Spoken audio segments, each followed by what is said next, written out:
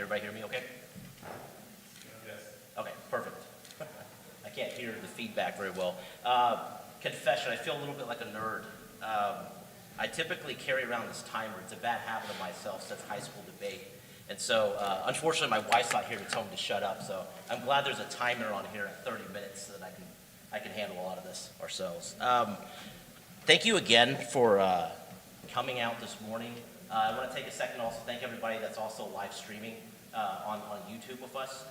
My name is Young Pham, and I'm the CEO of Finite Business Solutions. All right, that was embarrassing. let me start this over. My name is Young Pham, and I'm the CEO of Finite Business Solutions. Really quickly about our organization, we're actually 3 different brands. Finite Business Solutions is an outsourcing entity for all of your back office accounting and finance needs. But what's really exciting about what we do is we do all of your accounting, all your admin, and your back end work. But after we do that, we try to help develop and foster future growth with your company by looking at different analytics and different tools that we're able to aggregate by doing that.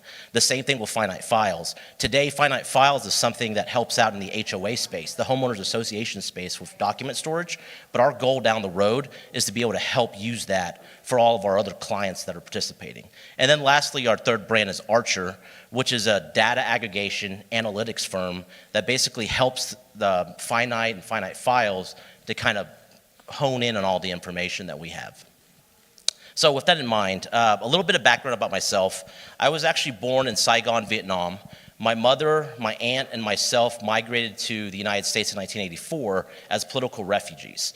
We actually spent a year in Indonesia in a refugee camp before we came here. And it's funny when you look back now, after all these years in the professional sector, how much of those different experiences that we had, even though I grew up here since I was 2 years old, no different than any other kid, but my experiences are vastly different just because culturally how my parents raised me and how I saw their day-to-day activities. I've spent about 25 years in the accounting and finance sector at this point. So in a lot of industries, that's not a whole lot of time, but we've been able to kind of segregate out different things over the years, between the automotive industry, the HOA, the real estate space. Nothing really impressive to the educational background, but from an accounting, finance, business, and psychology background, I was able to utilize all those different separate tools to kind of really see what we have out there today. So with that in mind, now that we got all that pleasantries out of the way, let's kind of talk about what we're really dealing with today in this topic. And I think it's something that vastly affects a lot of us, right? We are now dealing with a 3.5% unemployment rate, which is something to brag about when you talk about it from a financial and a governmental perspective. But when you look at what's going on in the market and you look at the fact that over the last 12, 13 months, this theme of a great resignation has come up, we have to kind of go back and analyze our business models to see how we got to where we're at and how it's actually quite a disadvantage to where we're at today, right? So there's 3 charts on here that I want to show you guys real quickly. You guys don't need to really go over too much of the mundane details of it, but what you'll see here is according to the U.S. Bureau of Labor Statistics, there's 2 spikes over the last 20 years over the unemployment rate. One is pretty recognizable. That had to do with the 2008, 2009 recession, and the second one was a slight spike in COVID, right, around 2020, 2021. So just kind of keep that in your mind whenever we start talking about this. The second chart has to do with the COVID unemployment cycle. One thing that the first chart doesn't tell you is over an annual basis, we see a spike 3 months into the COVID analysis where we almost spiked to 14% unemployment rate. And then somehow it petered back till basically in February of this year, we're back to 3.5%. The important thing of this chart, as we compare this to the 2008 recession, most economists look at a lot of these charts to kind of tell you whether or not, at what point do we have economic recovery.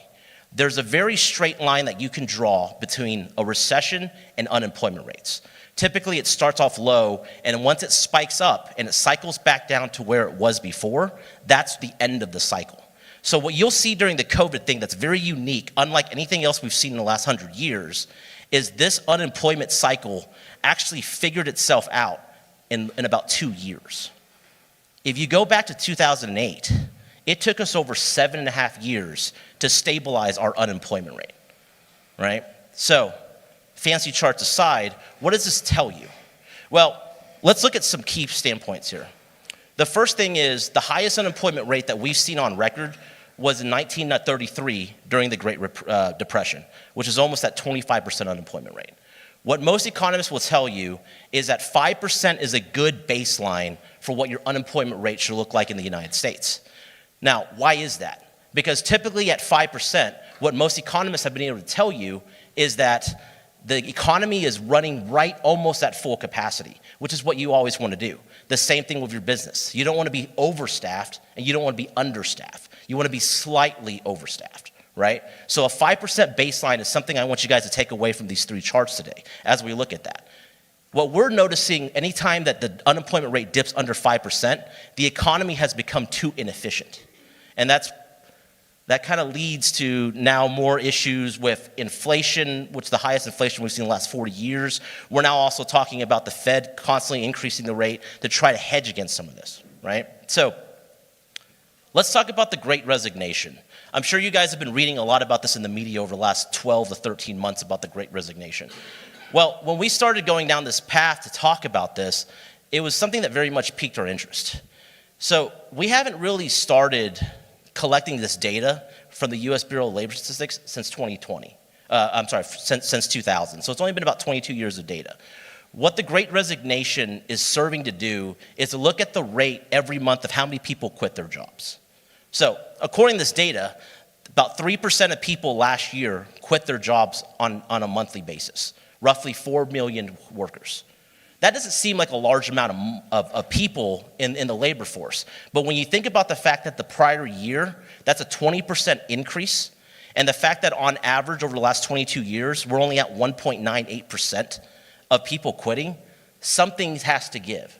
We now deal with something where we have a very low unemployment rate, which makes the labor market extremely intensive for all of us out there trying to hire. At the same time, people are quitting left and right. Why is that? Well, the Pew Research Center told us in February 2022, after sampling multiple thousands of people that had recently quit their job, and it ironed out to 7 specific things. At the top of the list, pay was too low, no opportunities for improvement, felt disrespected at work. Here's the irony in all this. We didn't need a survey to tell us this. Every single one of us has ever worked for somebody else has experienced every single one of these issues. These are not things that are new. But why is it all of a sudden over the last 2 years people decided to quit their jobs when the last 80 years people stuck by their companies? Well, that's an interesting topic to talk about. That leads us to the evolving mindset of the employees. So an interesting fact is that at any given point in time during the labor force, there's actually 5 generations of people that are in the workplace, right? So we're not going to run through this whole list, but traditionalists, which some people call the silent generation, then you have the baby boomers, Gen Xers, millennials, and Gen Zers, which are very new to the workplace. They've only started entering the workplace in the last 5 to 8 years. But 90% of your work demographic sits in the baby boomers, Gen Xs, and millennials. Well, what did those demographics have to tell you? Let's look at some of the key generational traits. And please forgive me if I offend anybody here, but this is based off of a lot of different studies that have kind of been thrown together to look at different themes, right? So what you'll notice is through the themes here: traditionalists, dependable, loyal; baby boomers, workaholics, competitive. Then there was a shift with the Gen Xers, where we're now looking at skeptical, independent, flexible. The millennials came along. They wanted to be achievement-oriented. They wanted to be more competitive. Well, these traits lead to certain motivations in the workplace. For example, traditionalists typically want to provide long-term value for the company. Baby boomers, company loyalty. You notice these similar themes. And then at some point in time during the Generation X, it changed. How many of us have heard this work-life balance? It's a statement that is so popular in today's generation, right? And that's because as generations age, they go into executive roles, and now this is a theme that's going on. It's a great theme to have, but you'll notice that that was not something that existed 20, 30 years ago in the workplace. One of the biggest key differentiators was the Gen X population taught us was that instead of valuing the company's interest over yourself, you are now valuing the professional and professional interests of yourself over the company, which is a very radical change that a lot of us probably don't even realize occurred over the last 10, 15 years. Then you go into the millennial generation, which everyone loves to complain about, and I know for a fact because I was in the first 2 years of the millennial age, right? The idea now is that people want unique work experiences, and at the same time, they question authority. They question supervision. They question their management. It's not the same workforce that we're dealing with 10, 15 years ago, much less 20, 30 years ago. So our society loves to focus on all of our differences, right? But there's a common thread here with every single one of these generations. And it comes down and it boils down to three things. And I think most of you guys in this room and everyone else across the country probably values all three of these items on some level. The first is pay, right? Obviously, that is something that has to be commensurate to the amount of work that you're willing to put in and your abilities and to be able to live a certain lifestyle that you want to live. But beyond that, what most companies have failed to realize over the last few years is that there's also a sense of purpose that people want to have. At Finite, for example, we don't have a theme of where there's certain people that are more important than others. We don't even like to even use the word levels, executive levels, entry levels. Because the truth of the matter is, every single person in your organization is just as valuable as the next. The only difference is someone just get paid more because of the type of jobs that we do and the amount of dedication for certain jobs that it takes. And that's a mental thing that a lot of these new generations are trying to bulk against, right? And then the idea of professionalism, respect, professionalism. You saw this in the theme in the other slide, right? When we think about this now, one of the things that we have to slowly get out of our heads and brains is this concept that people work for us. People no longer work for us. People work with us. And it's an important distinction, and it's not a fluffy statement that we can put on a bumper sticker and say, but it's the truth. And it's a certain mentality that we have to have now, the way we treat people. We cannot expect people to just be rewarded for having, long-term loyalty and company within a certain company anymore. That's just not the way it works. Nowadays, people have to be incentivized outside of their pay, outside of the parking spot, outside of the corner office. They need to have a sense of purpose. They need to know that what they do matters and that what you give them back as far as feedback and long-term career growth matters as well. So that leads us to this. Well, Young, Trung, T-Rung, however you spell your name, where do we go from here? Now that we know that unemployment rate's 3.5%, right? And there's no really any signs of that going up because we're creating more and more jobs every day, and it's becoming more competitive. And then the workforce has become much more intelligent with what they want out there. What do we do? Well, there's two basic formats to this. The first thing I want to talk to you guys about is the concept of insourcing versus outsourcing. Insourcing is the old model. Insourcing is the model of you build up your business, you hire people as you go, right? I need an accountant, I hire an accountant, I need a salesperson, and so forth. So under this model, one of the great things about that is the fact that you have complete autonomy and control over both your deliverables, your quality, how you do your processes, your workflows, and things of that nature. Outsourcing, on the other hand, has been something that has started popping up in the late 90s, specifically because of NAFTA, and we complain about it all the time with a lot of these large corporations sending labor and American jobs outside the United States. What we don't realize with outsourcing is we do it every day, right? We don't hire a legal counsel every time we have law issues. Every time you need to have your taxes filed, you don't go hire your own CPA, right? You actually outsource to someone else that is a known professional to do it. And so that's a different kind of mentality in that it's not an idea of insourcing or an idea of outsourcing, but rather a hybrid model.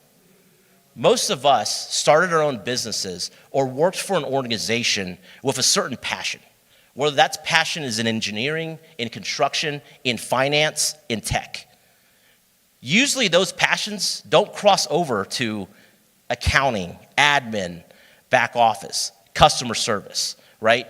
It's different for all walks of life. When you build a business model that can necessitate growth within your team members for things they want to do now and for things they want to do in the future, you're much better off than just having people that you hire to do the things you just don't want to do. And that in and itself is very different. That's one of the reasons why we've been so excited over the years at Finite, is the idea of the fact that we actually like to do the stuff you guys don't want to do, right? That's why we call it the BS, the Finite BS on this. And that's because we will do the BS that you guys don't want to do. And there's many entities out there in the United States that can help partner with you guys to do the same things in your business so you can focus on what you do best, focus on what you were taught to do, and focus on what your passion is to do. The second idea is somewhat controversial, especially because every time I bring this up with my colleagues, they think I'm an idiot. But it's the idea of conscientiously updating our business model. There's 4 main tenets to building a pliable and responsible business model. The first idea, and I'm among some of the great tech minds in our industry at this conference over the next 3 days, but I want to have your companies think of this as being tech forward rather than being tech dependent. And that's a very key distinction. Nowadays, we look across the landscape of business and we realize that a lot of our organizations are so reliant on tech that it dictates how we do business. The automation, the amount of information that we get, how we aggregate data, the list goes on, dictates our business model when it should be the other way around. When tech popped up, when software developers popped up, they did that because they came out as a need for something that we needed. And that's the mindset we need to get back to as an organization and as a business entity. We need to be able to go out there and realize what is something that I need in the tech industry that I don't have now. Instead of just settling and making, based off of what you guys currently have. The second idea I want to bring up is understanding the why behind the processes and questioning inefficient workflows. One of the things that is a very big theme at Finite for us, at every single person that we start off, we tell them for the next 3-4 months, learn the process. If it's 6-7 steps, if it's 25 steps, learn it all the way through. Once you learn it and you know it down, question it. Why does something take 30 minutes to do? Why does it take something 3 hours to do? Maybe it does take 3 hours to do something, to do it correctly and with quality, right? But maybe it doesn't. And that's a mindset that all of us need to start having, is constantly questioning why we do the things we do. Back in my old life, when I had to travel from various branches to branches, kind of looking at inefficiencies within an organization, the thing I hated hearing the most was, well, why do you do it that way? Well, that's because how we've always done it. And unfortunately, that's why you've seen this graveyard of businesses over the last 20 or 30 years. Because they just keep doing the same thing over and over again without being pliable, without looking at their business model and adapting appropriately. The third thing I want to talk about is proactively hedging against corrections in your market. What does that really mean? Well, there's 2 basic things that occur.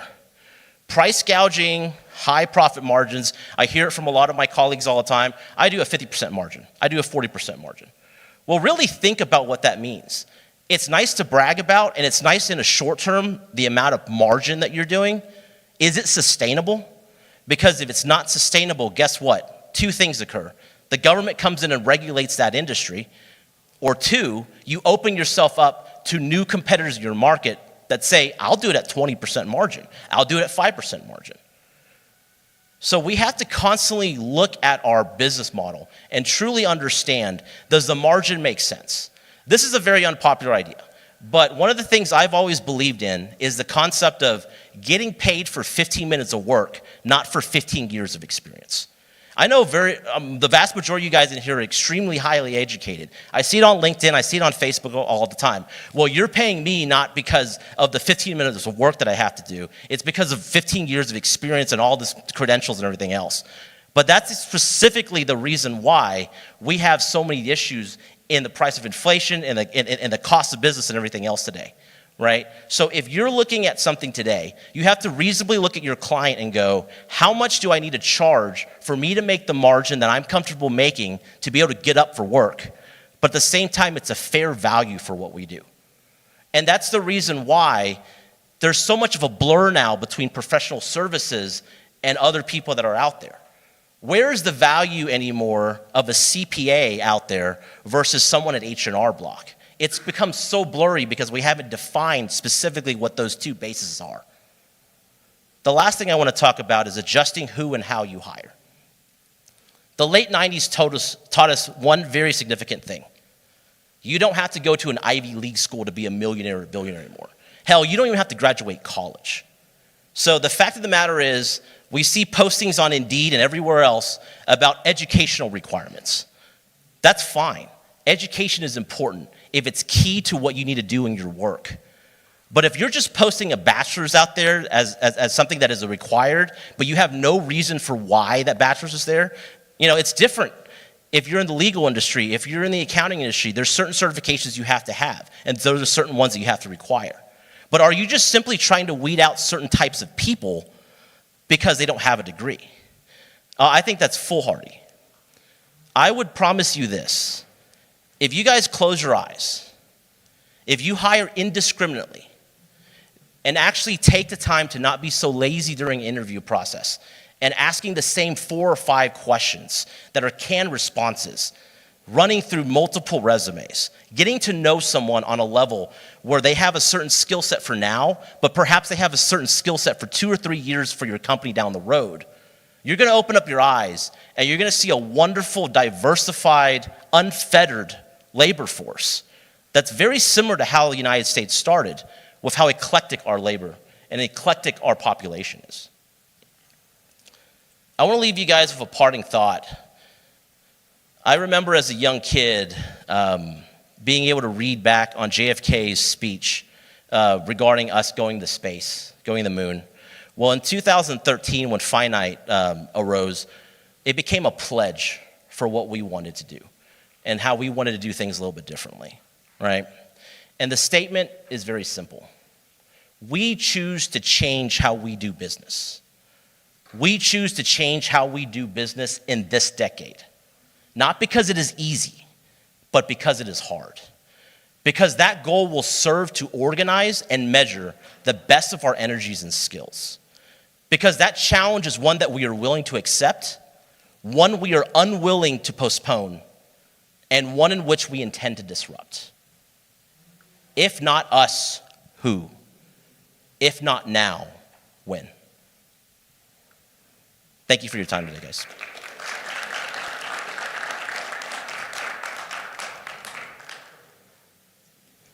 I'd like to open up for any Q&A. You don't like to see my face? I gotta kill my marketing team. I look like a total narcissist with my stupid fat face up there. So,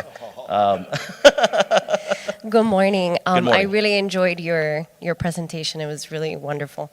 I have a question for you. When you spoke about the unemployment rates, how do you feel that unemployment rate is really factual? Because with the government, with COVID, they issued a lot of PPP loans. So small businesses and employers were actually able to retain their staff and retain their employees, therefore minimizing the actual unemployment rate. So how do you feel that is impacting those actual numbers? Because in my opinion, I feel that they're a little bit fluffed. Sure. And that's actually a pretty interesting point. That's one of the reasons why, if we went back to the first slide, we actually look at unemployment rates over an annual basis, and it usually evens itself out whenever we analyze the data on something like that. When you're dealing with the spikes, you notice in the curve for COVID, it went up to 14%, right? But by the time we were done by the end of the year, it was back down to about 5-6%. Right. So I believe that over enough time, there was enough data to support kind of like what the U.S. Bureau of Labor Statistics was telling us is accurate on that. So. Okay, thank you. Yep. Yes, ma'am. I'm coming. Sorry. Wow. I can do it without it. Thank you. Okay, so I actually have two. And in my company, I am pretty much over the hiring process. So the first question that I have for you is, you made a really good point with today's generation and how everything's operating. You have to begin to incentivize your employees outside of their pay.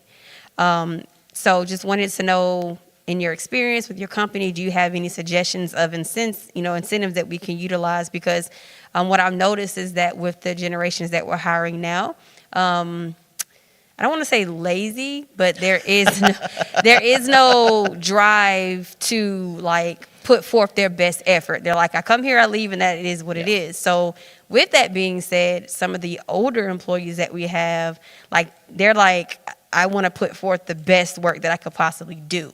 So with that evolving based upon how you had the different tiers of baby boomers and Gen X's and stuff, could you give examples of some incentives that we could possibly consider?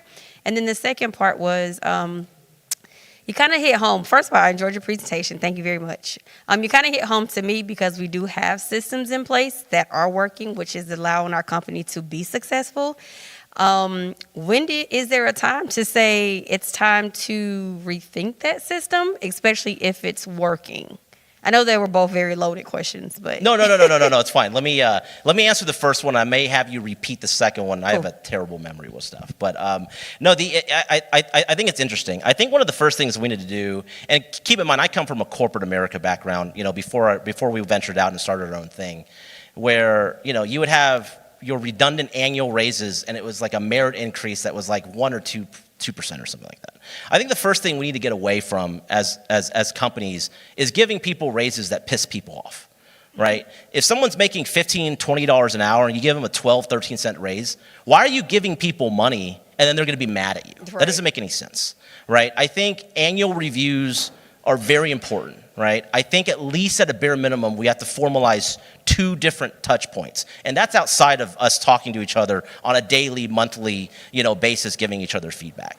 Something we did that was a little bit unique at our organization was this. Instead of giving people Christmas bonuses, we decided to give employees Christmas gifts, holiday gifts. Right? Because we wanted something that had a theme to it. Like, for example, one year we did headphones, another year we did something else, and there was always a theme of listening or stress or something involved with it.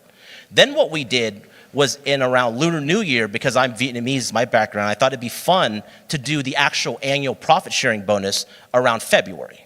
And at that time, we sit down with every single one of our employees, and we go through a rating system based off of what you can earn as your total pool, right? So you sit down and you go, okay, here's my profit. Every employee can have up to 5% of their pay or 6% of their pay or something like that. But talk to them about why they're getting the money, right? We need to get away from this whole idea of just giving somebody money and then having awkward conversations about pay. That needs to go away, right? There's so many people in the labor force, the poor teammates that we hire, they're so awkward about talking about things like that. But the main thing is people need to know the why now. That generation that you're speaking with, which is a little lackadaisical, and the truth is they care more about job security than possibly anything else. The data on the Gen Zers is still very limited at this point because they've only been in the labor force about 5 to 8 years. But that generation is very interesting because they saw their parents go through the '08 recession. So unlike millennials that are after 6 months, I want your job, right? Gen Zers typically want more stability in an organization. So they're looking at, do I have a company that's been around a while? Is there childcare? Is there a ability for me to get a mortgage? Things of that nature. So that's where it's very different. I would say we can't have our directors, our supervisors, our hiring practices run through the motion of employee reviews. Right? We need to sit down with every single one of them and have a profile, right? And we forget this all the time. The only time we look at an employee resume is at the very beginning when we're trying to hire someone. And then we completely forget what their background is. Well, what if their background in digital media or something else benefits you later down the road, and it benefits them down the road as well? You build out a proper profile, you build out a proper path, right? I'm hiring you at $45, $30,000. You want to get to 100. Let's put you on a path to do that. I'm not promising you that you're going to do that, but at the same time, let's work together on that, right? Let's have honest conversations about things like that. And I think people will appreciate that more and more. Thank you. Second part was I'm a analytical person, and so we have systems in place that work. And so if it works, it's like, okay, why change it? So you did mention that, have them come on and, hey, this is a system, and then begin to question it. My question was, if the system is actually working, when do you go back to revisit to say, okay, let's make some changes if it's working? I would say you don't. I would say you don't. I mean, you shouldn't make change just to make change. But at the same time, if you're collecting the proper data, if you're getting exit interviews when people leave, and you're getting proper performance reviews from all your team members, at that point, you'll know when you need to shift your mindset and how you treat people. Hell, even ask, we do it every year. It's like, what do you guys think of, the gift this year? What do you guys think about the holiday party, right? Do you want to do something in the middle of the year? Like just have that, and I get it. We are a small organization, so it's easy for us to intimately get to know our employees, but we like to keep it that way. And at some point, no matter how large of an organization you are, there is an intimate 20 or 30 people that is a group. But is that supervisor, is that director willing to go that step to know their team on that level? So, thank you so much. My bosses are in the room. Can you go over that part about how we need bigger raises again? I'm sorry? My bosses are in the room. Can you go over that part about the bigger raises again? I agree. Thank you again, guys. I appreciate the time today.